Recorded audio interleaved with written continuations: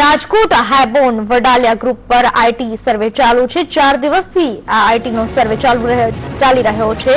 હાઈબોન તેમજ વડાલિયા ગ્રુપના થોકબંધ દસ્તાવેજ જપ્ત કરવામાં આવ્યા છે। આઈટી વિભાગ દ્વારા 43 સ્થળો પર તપાસ કરવામાં આવી છે અને આ તપાસ પૂર્ણ થઈ ચૂકી છે।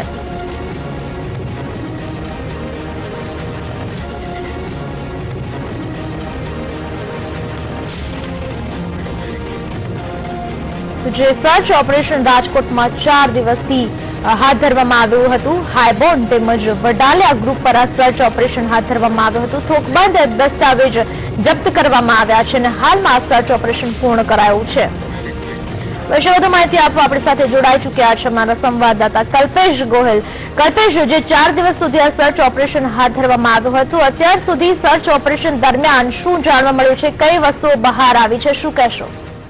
પૂનમ, જે રીતે વડાલિયા ગ્રુપ અને હાઈબોન સિમેન્ટ ખૂબ મોટું ગ્રુપ છે, અનેક પાર્ટનરો છે, અનેક આના ઓનરો છે, ત્યારે આઈટી વિભાગ દ્વારા જે રીતે દરોડા પાડવામાં આવ્યા હતા, જે રીતે દરોડા 4 દિવસ સુધી ચાલ્યા હતા, ગુજરાતભરના તમામ ડિપાર્ટમેન્ટોને અહીંયા બોલાવી લેવામાં આવતા, 200 થી વધુનો સ્ટાફ અહીંયા જે જુદી જુદી જગ્યાઓ છે તેના ઉપર દરોડા પાડી રહ્યો હતો। જો કે ભરૂચ, વડોદરા અને સુરતની ટીમને રવાના કરી દેવામાં આવી છે। 4 દિવસના અંતે 4 કરોડ અને 25 લાખ જેટલું કાળું નાણું સામે આવ્યું છે, રોકડમાં નાણું ઝડપાયું છે। ત્યારે અત્યારે અમદાવાદ અને રાજકોટની ટીમ દ્વારા દરોડા યથાવત છે। સાંજ સુધીમાં મોટું કાળો નાણાંનો વહીવટ બહાર આવે તેવી પૂરેપૂરી શક્યતા છે।